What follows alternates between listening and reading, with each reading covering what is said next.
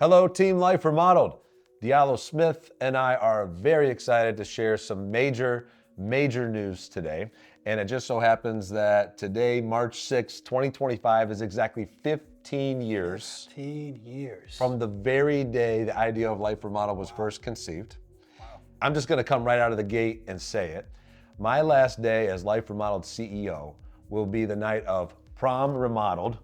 What? Can we get that in there? This is news to me. April 26, 2025.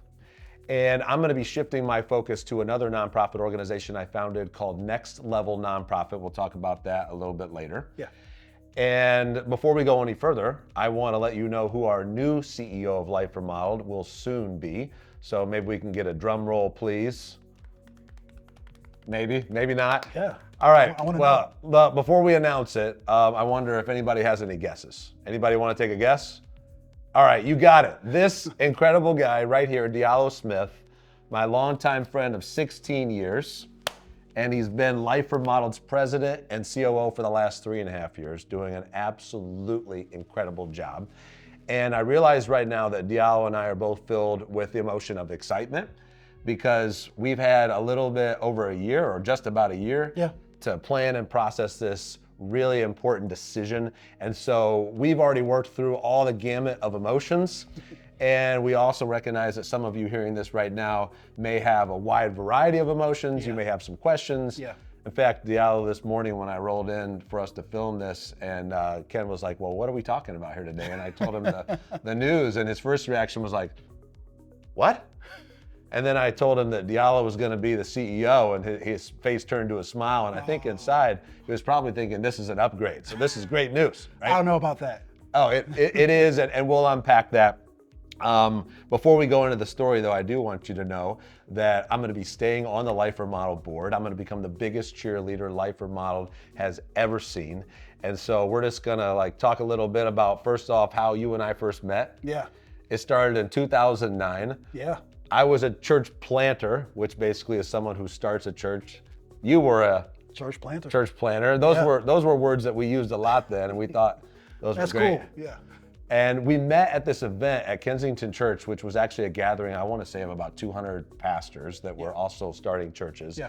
And I walk into the room, I didn't know a lot of the people there, and I'm thinking, who do I want to talk with? I see this guy who had locks down to about here, maybe. I'm gonna get a picture. This is true. Let's throw that in there. Yeah. Okay. I'll do it. Oh. One time only. I don't know. Our team's gonna love that. I don't even think they've seen that picture. And so I see him and I realize, shoot, man, I thought I was coming here with He had the same hair as he does now. I don't know how he's pulled this off for all this time, but I was like, okay, well, if he has that type of hair, I want to talk to this guy. This is since senior year in high school. When you find something good, you stick with it. But I was a little bit disappointed when I saw him because I realized I no longer had the best hair there. Anyway, we hit it off. Yeah. And Diallo, I'd love for you to talk a little bit about what you were doing at that time, and then even before you came back to Detroit, what were you up to? Yeah, so long story short, one, that was like an incredible time and a good moment for the city of Detroit, right? You had all these young people wanting to do ambitious things. I consider myself young then. I'm a little bit older now, but prior to that, we had just got back from Houston, Texas to Detroit. My family and I, we were there. I was in the corporate arena for many, many years, doing the whole corporate finance thing, and then God just kind of tugged on my wife and I's heart to do something that was more entrenched in community impact. And so that led to us taking a risk in coming back to Detroit of all years, 2008. What a great year for the economy and all that great stuff. But ran into just a great group of people, him being one of them, and figured this is the right place to be at the right time. All right, and so you started a church. You and I started churches about the same time. Yep. We both thought that we were going to be pastors for the rest of our lives. At least I know I did. Were you thinking that as well? You know what? I was just thinking about next Sunday. Okay. Yeah, I understand that. And then both of us ended up discerning these sense of callings that were very different from church planting. I went off and started Life Remodeled in 2010 is when we launched. And then Diallo, you did something that is untraditional for church pastors and church planners. Yeah. So I started this cool concept called Drive. It was a ping pong theme inspired bar and grill in downtown Detroit. Had an incredible time, met some incredible people who I still meet to this day who are like, hey, do you still play ping pong? And my answer is, I'm a little bit out of practice, but it was a fun time. So both what Diallo did and I did were actually very much core to who we were. I mean, you were motivated by your faith to do what you were doing, and you were doing that in a unique way. Yeah. I wanted to be able to find a way to reach and connect with people and just in a natural setting, a place where it wasn't just about pews and lecterns, but it was about just natural conversations and having an opportunity to understand people's story and express the story of God in a way which was relevant for them. So it wasn't a Christian bar, No, if there is such a thing. It was a bar that was. Jesus probably would have a Christian bar, No. but that's a conversation for another film.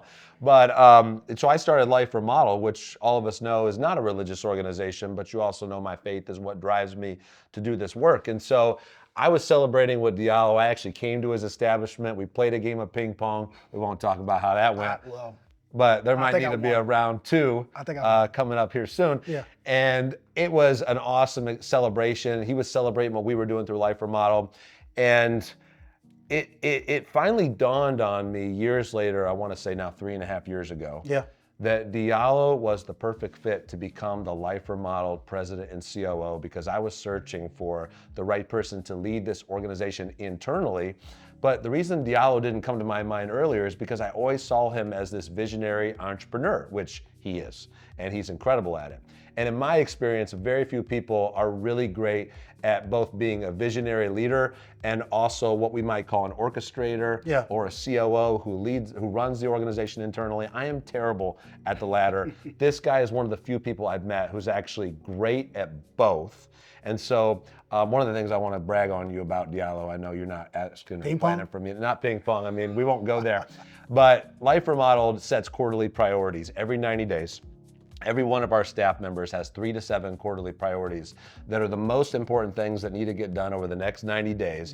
And they all directly tie into our strategic plan, or where are we going 10 years from now, 3 years from now, 1 year from now, and even 90 days from now. And success is ensuring that at least 80% of those are done by all of our team members. Now, before Diallo got here, we were a really great organization. Absolutely. But we had only had one quarter where we got more than 80% of those completed. Now, he knows this, right? And since he's been here, we have only had one quarter where we did not achieve at least 80%. And we've had quarters where we've achieved, what, 94, 90? Yeah, I think 95 was our largest. Okay, I was underselling, right? 95%. And that is incredible impact, and that's great leadership at work. And a great team. So when I started to discern that God was calling me to focus on next level nonprofit, it became very clear to me that Diallo was the right guy for all the reasons that I'd shared, and he's even more of a visionary leader than a COO. And so you're going to hear more from him in a bit about the future of the organization. But is there anything else you want to share about your journey? Yeah, I'm just a kid from the east side of Detroit, and so when I think about why I even joined Chris on this journey, Life Remodel's mission for neighborhood revitalization and for bringing big impact for our young people, our students, our families, that was in line with why I am, right? And so for me, it was a really natural decision to say, hey man, let's do this and let's see where this goes. And so I'm just happy and proud not only to be with this guy. He's an incredible leader in and of his own self. I know he's talking about me, but I like to talk about him. This dude is that dude. And I'm also thankful for just a great team that we have. We roll our sleeves up every day. We get at it because we just believe that the impossible is possible, and we believe in a better future for the city of Detroit. Yeah, we're going to come back to our team. We absolutely have the dream team. One of the things that a lot of leaders in this region come up to me and say is they say, hey, Chris, they say, hey, Diallo, how in the world do you consistently recruit the best talent in the entire region? And that's something that we focus heavily on. And that talent is our staff, it's our board members, it's our volunteers, it's our donors, it's our business partners, our partners here in the Durfee Innovation Society and now Anchor Detroit.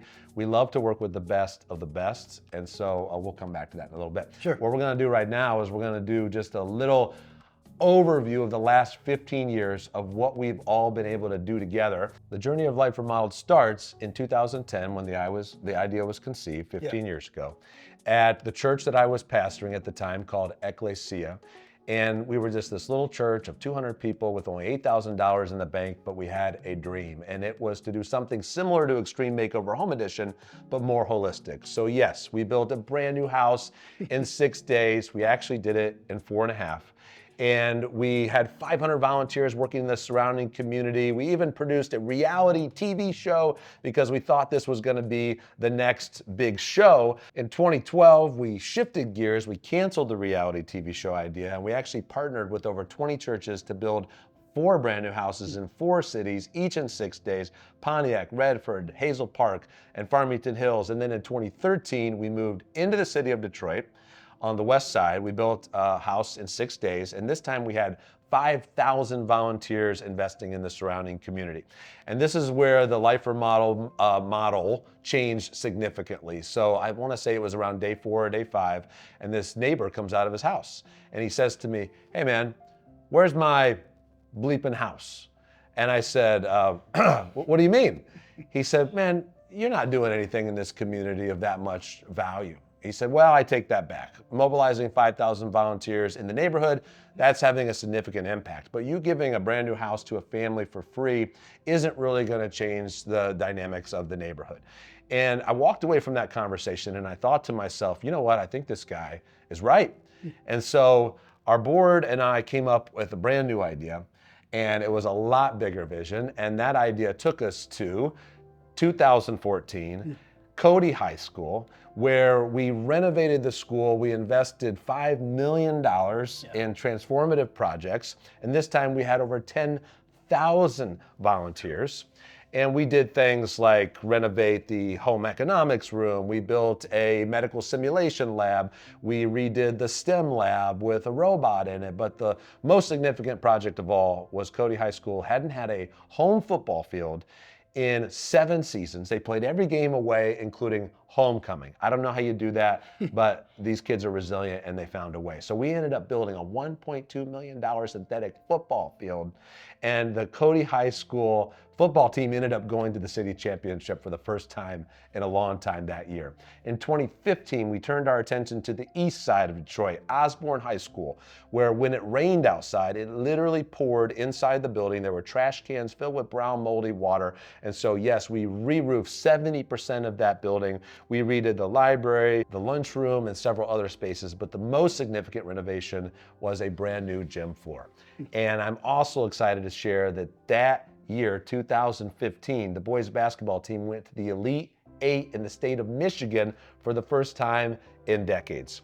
In 2016, we shifted our focus to another East Side school, Denby High School, where the vision of several students was to actually create a park that they designed right next to the high school. So we built Skinner Park, which was a really cool investment into the community. And then again, our next shift happens in 2017 when Detroit Public Schools asked Life Remodel to repurpose the soon-to-be vacated Durfee Elementary Middle School. And we created the Durfee Innovation Society, which was named by Durfee students. And all of you know what's happening here, but just a recap of what's transpired over the last few years. This building has been 100% occupied since the year 2020. We actually grew during COVID. There's 34 nonprofit organizations here, serving over 25,000 children, youth, and adults every single year. And one of the really great things that's transpired as it relates to impact that's measurable is Gallup Research did a survey in Detroit in 2023, and they were surveying thousands of Detroiters across the city, measuring their perception of their ability to thrive based on the specific neighborhood they lived in. And it just so happens that the Durfee neighborhood scored number 2 in the entire city. And last year, the police chief called us and let us know that the Durfee neighborhood has the lowest crime rates in Detroit. So this model is working because it's all about collaboration, first and foremost, with the community, with incredible nonprofit partners, with our donors, with our volunteers. And so that takes us to our latest and greatest project on the east side of Detroit, back home in the Denby neighborhood again, working on the former Dominican High School, which was built in 1941. That closed in '05, and it became Winans Academy of Performing Arts. And as you can see, we're transforming this property into an incredible opportunity hub. The most significant renovation that will be coming in phase 2 is that new building that you see on the screen with the mural. That doesn't currently exist. That's a 26,000 square foot addition that Diallo will talk more about in a little bit. But phase 1 of this project is just about fully funded. And phase 1 includes everything you saw in that rendering, except for the new addition, the tennis courts, the pickleball courts, and a makeover of the auditorium, which Diallo again will talk about in a minute.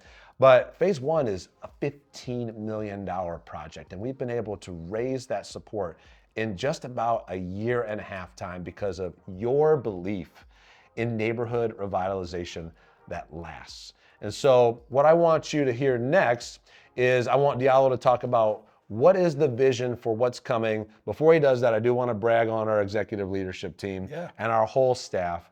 But we have team member after team member who are consistently winning awards. You've seen us talk about these awards. They're out and about in the community. They are the best of the best.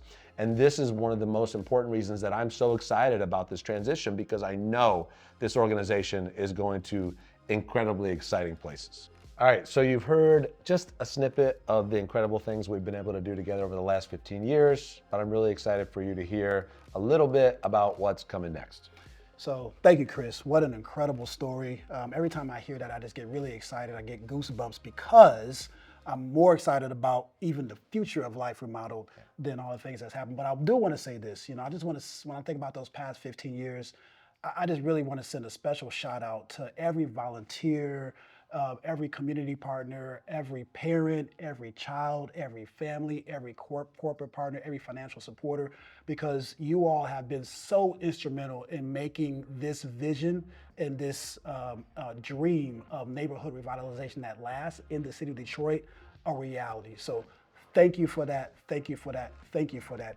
And it's that indomitable spirit of tenacity and collaboration that, for me personally, gets me excited and yoked every day to jump out the bed and say, we can do this. So look, when we think about the future of Life Remodeled, a lot of it's gonna be like the past of Life Remodeled. We're still gonna be that fun, scrappy, ambitious bunch of people that think big and work hard to bring neighborhood revitalization that lasts. We're still gonna have high purpose, high impact, high volume volunteer events like the 6-Day Project, and we're still gonna be that group that knows how to party. And we'll talk about that a little bit in the future too. One significant thing that happened last year, Chris, that we didn't talk about was we had our first national recognition on CBS Morning News. Y'all, Gayle King was talking about us. That means we're important, right? But as we saw that video, a lot of people, including friends, colleagues, were like, hey, so when are you gonna open the next Opportunity Hub? Is it gonna be in Detroit? Is it gonna be in Chicago?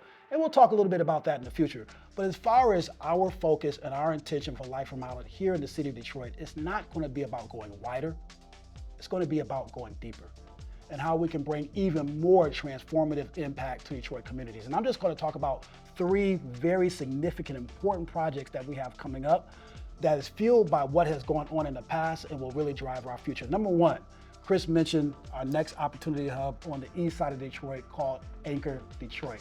I want to let everybody know that that name was not a name that Life Remodeled conjured up. It was a name that was created by community members when they thought about what they want this campus to represent. They wanted it to be not only a fixture and an anchor representing stability for the here and the now, but an anchor and stability for the future as well. This project, I'll be honest, guys, this is really very important for me personally.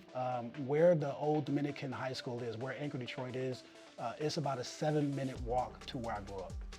And so it's a full circle moment for me to be able to come back home to the city of Detroit, a city that I love, to a neighborhood I love, with a house that I love, with my mother still living there right now as we speak. Hi, Mom. And to be able to think about and dream about large-scale community impact to create a better future for that East Side Detroit neighborhood. That campus is set to be open by the end of this year, and we're very excited about that. And that's phase 1.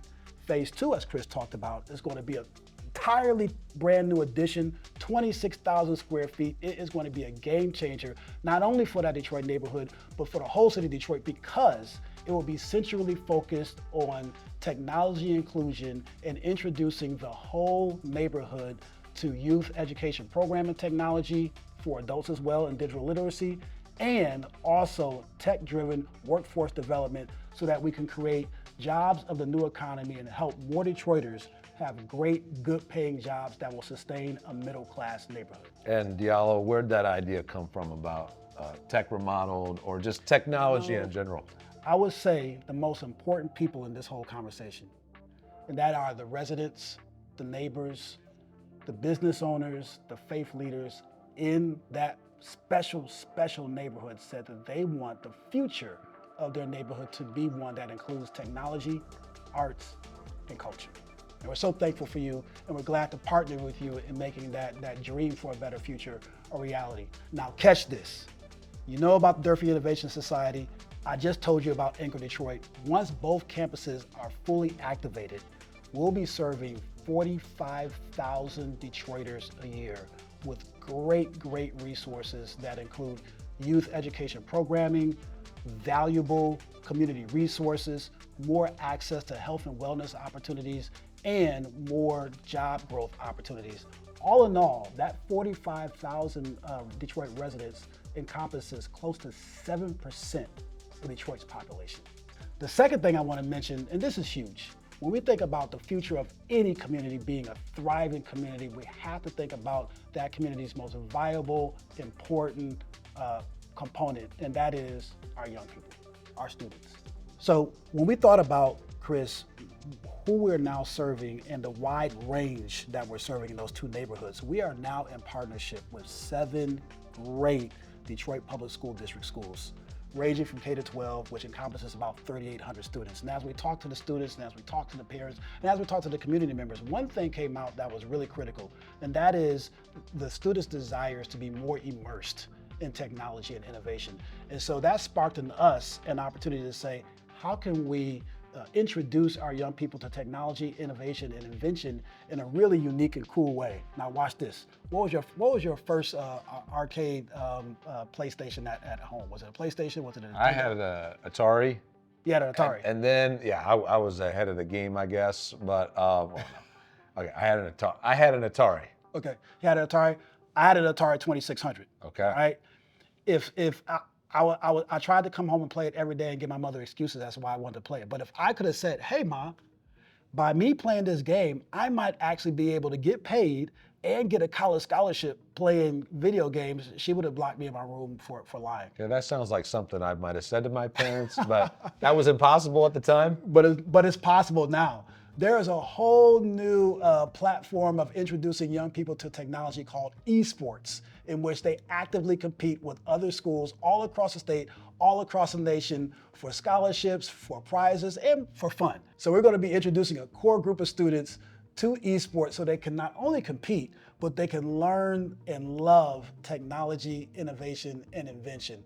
And as a result of that, we're also collaborating with area universities so that these students will be able to experience what it's like to be able to understand and learn on a college campus, and then enter into those college campuses as students. Third, and this is where it really gets fun, we are on the threshold of experiencing a fully modernized 700-seat community theater on the Anchor Detroit campus.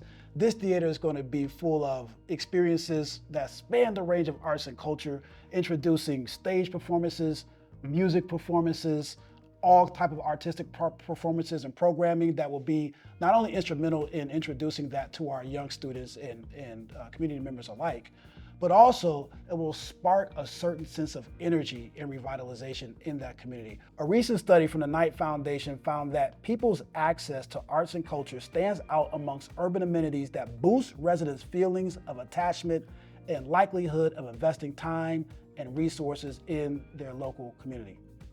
In other words, people like and enjoy the arts. And not only do we see this as being a valuable asset for this community, just full stop, we also see it as being a bridge opportunity to introduce arts to other surrounding residents, whether it be Grosse Pointe, whether it be East Point, whether it be Harper Woods, all coming to experience incredible arts and culture programming at this Anchor Detroit Theater. We're so excited about what the future of Life Remodeled is, but we're more excited that it's going to be done not just by ourselves, but in collaboration with people like you and others to make this vision an incredible reality. Diallo, that vision for the future is amazing, and I do want to double click on, you mentioned our desire to make an impact outside of the city of Detroit. Yeah. Many of you know that for years, I had visited cities like St. Louis, Chicago, Indianapolis, Flint, Lansing. You and I went to a couple cities in Ohio together. Yeah, that was fun. We looked at vacant schools, and one of the things that we discovered were there are amazing people in many of these cities who have visions that are very similar to what we've done. And quite a few of them came to us and said, can you teach us what you've learned in this process? And then, as Diallo mentioned, this great story came out on CBS, and now we have over 50 nonprofit organizations and school districts and cities that have reached out to us across the country. And there are probably 8 or 9 viable projects right now where some of them have already bought their buildings, some of them already have half their capital campaigns done. And so what we're going to do is we're going to enter into a mode of open source sharing. Instead of us starting new chapters of Life Remodeled in other cities, or instead of us expanding our flag in other cities, we're going to make our knowledge and our lessons learned and our failures available to the world in 3 ways. One, we're finishing up a guidebook as we speak that'll be done by this July, which will be a very extensive resource that'll explain in detail how we've done, what we've learned along the way. 2, we're going to create a boot camp immersive experience where organizations are going to come from all over the country here to Detroit. They're going to experience our Durfee Innovation Society, Anchor Detroit. They're going to meet with community leaders, tenants, funders, political leaders, and of course, our team members, and get a hands-on experience with what this looks like in action. The 3rd tier will be for the organizations that really want to go deeper with us and do something very similar to what we've done. We're going to coach them on an as-needed basis. And this way, we can be a part of many, many more projects throughout the country in a way that's really true to who we are and true to who each of these cities are. And the last thing I'm going to share about is where I'm putting my focus next. Next level nonprofit. Our history, what I didn't tell you, is the first 4 years of this organization, I made a lot of really epic failures. Look, I still fail, but I fail differently today than I did back then. I made hiring decisions that included hiring some individuals that had yellow or red flags that I didn't see at the time. Had I known then what I know now, I would have made very different decisions. And it was my responsibility to know better. And when it came to onboarding new team members, if they weren't already rock stars who could independently overcome their own challenges, I had no idea how to help people grow and develop, let alone thrive as a team. When it came to our strategic plan, we had one that looked great on paper, but it was not being operationalized. And so we actually turned the corner, though, significantly in 2014. And since then, we've renovated 4 schools, invested $56 million into Detroit neighborhoods, beautified over 2,600 blocks. As you can see, we mobilized a few volunteers along the way, including all of you listening here right now, and we boarded up a couple thousand houses. We also have the highest ratings you can possibly have on Charity Navigator and GuideStar. And the way we turned that corner, by the grace of God, is we created and implemented a series of principles we call Next Level Nonprofit, which are really 4 key components of organizational success. Number 1, team unity. Number 2, compelling vision. 3, right strategy. 4, disciplined execution. And every time an organization grows in these 4 components, they're going to the next level and eventually the next level after that, ultimately increasing their lasting impact. And so we created Next Level Nonprofit not just for Life Remodeled, but we wanted to make it available to organizations all over the world because, like you, we believe that people served by nonprofits deserve the highest levels of excellence. And so I wrote the book Next Level Nonprofit in 2023 in order to make this system available globally so that organizations can self-implement it anywhere they are at. But what we've also proven is that organizations who experience our coaching go much further, much faster. And so over the last year or so, we've coached over 13 nonprofits who've grown significantly. I want to tell you two brief stories. One about Gilda's Club Metro Detroit, which ensures that no one that they do life with faces cancer alone. What an incredible mission. And obviously, cancer is one of the scariest diagnoses that any of us can experience, either for ourselves or our loved ones. And this organization, through engaging with Next Level Nonprofit, has created a strategic plan to actually 10x the number of people they serve every year within the next 10 years. And they've done more than create a compelling vision to do this. They have the actual strategy and the right people in the right seats to make it happen. Or an organization in Indianapolis that we've coached, because we now actually have coaches in 14 different states. There's an organization called 91 Place. They work with youth who are experiencing homelessness, and they do more than provide houses. They provide homes, and wraparound services, and educational endeavors, and workforce development. And 6 months into our coaching, this organization actually received a $500,000 donation from a new donor who made it very clear that a big reason they gave their gift was because of the work they're doing with Next Level Nonprofit, working not just in their organization, but on it. And so I want to invite you to imagine all the nonprofits that you love, including Life Remodel. How much more impact would they make if they had all the right people in the right seats, like Life Remodel does? If they have the compelling vision, right strategy, and disciplined execution to achieve incredibly ambitious endeavors. So our moonshot at Next Level Nonprofit is to coach 6,000 nonprofits over the next 10 years. And many of you all that are listening now are familiar with the fact that there are lots of business operating systems out there, like my favorite, Pinnacle, or another favorite, EOS. And there are many, many different business operating systems. And the average cost of those is not accessible to nonprofits. And so Next Level Nonprofit charges only $20,000 a year. We charge slightly higher for larger organizations, but we're really not competing against any of those other systems that are out there, because we are the only system that was created for nonprofits. We speak nonprofit. We also help fundraise on a macro level to help clients pay for our services. And we have a cohort model where organizations experience this collaboratively. And so we have 16 coaches in 14 states in 2 countries, counting Canada, right now, and we're going to grow exponentially. All right, as we close out today, I want to ask you a question that some of you haven't been asked in a few years, and that is, will you go to prom with us? Please check yes. This will be my last day as Life Remodeled CEO. Remember, I'm staying on the board. I'm going to become the biggest cheerleader Life Remodeled's ever seen. But you're going to be seeing and hearing from this guy a lot more. Stay tuned for many more cool announcements in the future. But Diallo, take us out of here. Hey, listen, I just want to end by saying this. The future is going to be fun. The future is going to be bright, and the future is going to be all of us together. We'll see you again soon.